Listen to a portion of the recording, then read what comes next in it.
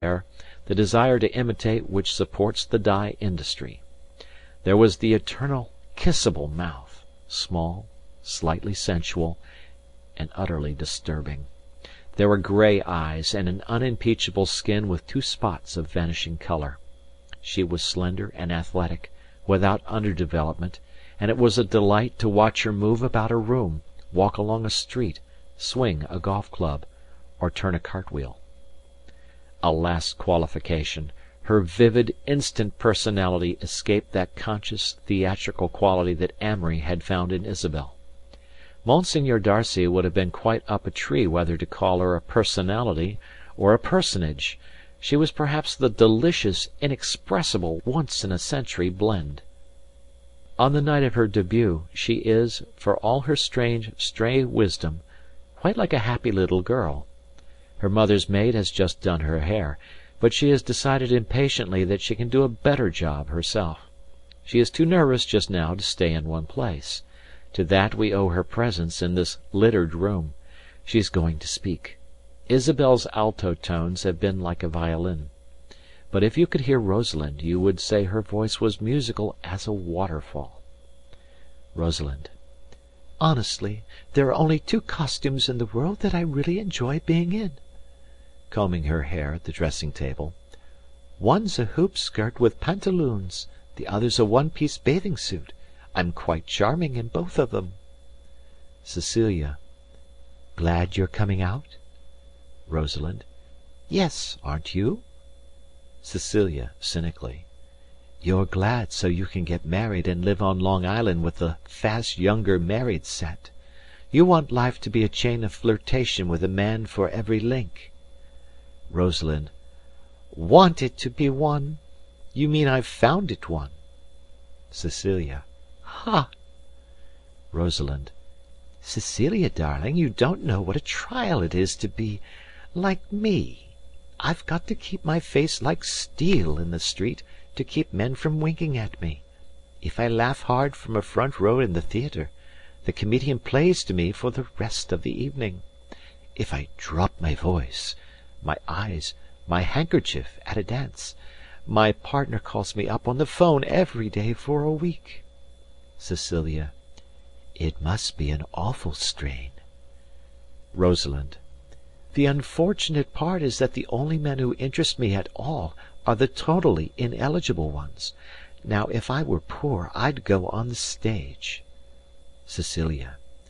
Yes, you might as well get paid for the amount of acting you do. Rosalind. Sometimes when I felt particularly radiant I've thought, why should this be wasted on one man? Cecilia. Often when you're particularly sulky, I've wondered why it should all be wasted on just one family. Getting up. I think I'll go down and meet Mr. Amory Blaine. I like temperamental men. Rosalind.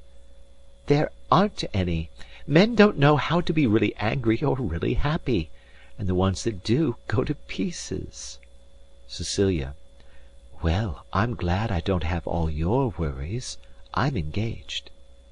Rosalind, with a scornful smile. Engaged? Why, you little lunatic! If Mother heard you talking like that, she'd send you off to boarding school, where you belong. Cecilia. You won't tell her, though, because I know things I could tell, and you're too selfish. Rosalind, a little annoyed. Run along, little girl. Who are you engaged to? The iceman? The man that keeps the candy store? Cecilia. Cheap wit. Good-bye, darling. I'll see you later. Rosalind. Oh, be sure and do that. You're such a help. Exit Cecilia. Rosalind finished her hair and rises, humming. She goes up to the mirror and starts to dance in front of it on the soft carpet. She watches not her feet, but her eyes, never casually but always intently, even when she smiles. The door suddenly opens and then slams behind Amory, very cool and handsome as usual. He melts into instant confusion. He. Oh, I'm sorry. I thought. She, smiling radiantly. Oh, you're Amory Blaine, aren't you? He, regarding her closely. And you're Rosalind. She. I'm going to call you Amory. Oh, come in. It's all right. Mother'll be right in. Under her breath. Unfortunately. He, gazing around. This is sort of a new wrinkle for me. She. This is no man's land. He. This is where you... Pause. She. Yes, all those things. She crosses to the bureau. See, here's my rouge, eye pencils. He. I didn't know you were that way. She. What did you expect? He. I thought you'd be sort of sexless. You know, swim and play golf.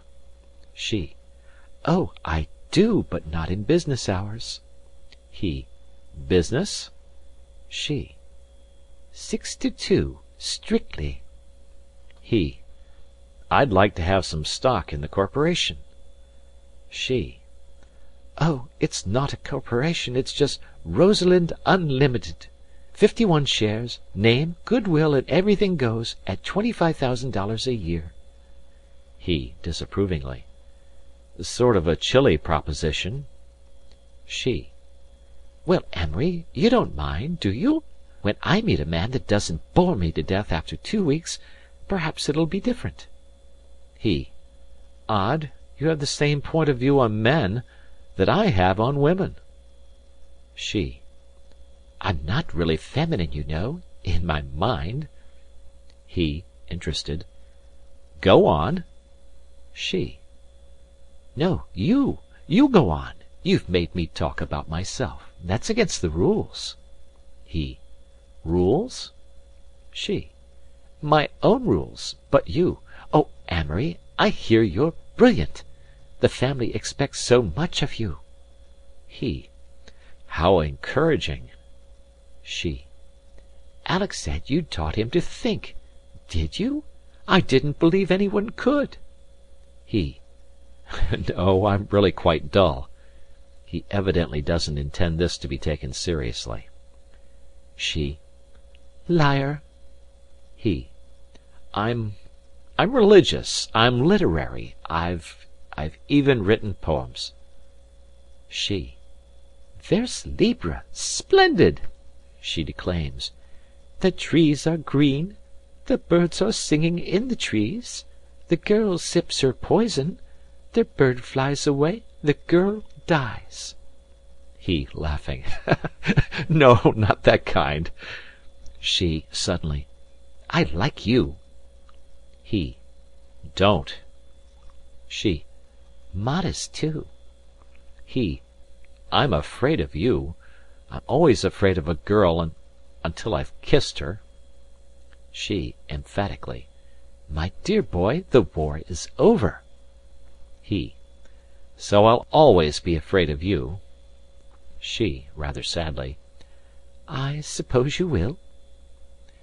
A slight hesitation on both their parts. He, after due consideration. Listen, this is a frightful thing to ask. She, knowing what's coming. After 5 minutes. He. But will you?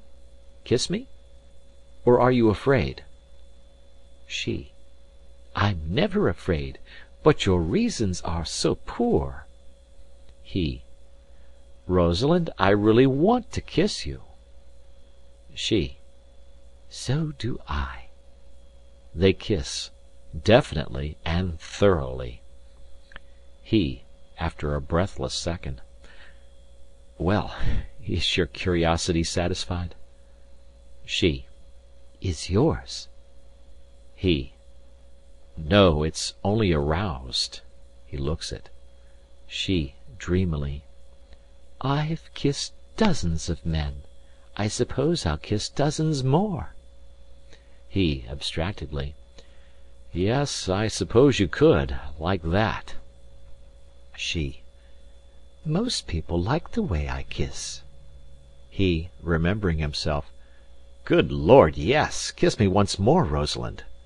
She. No, my curiosity is generally satisfied at one. he discouraged.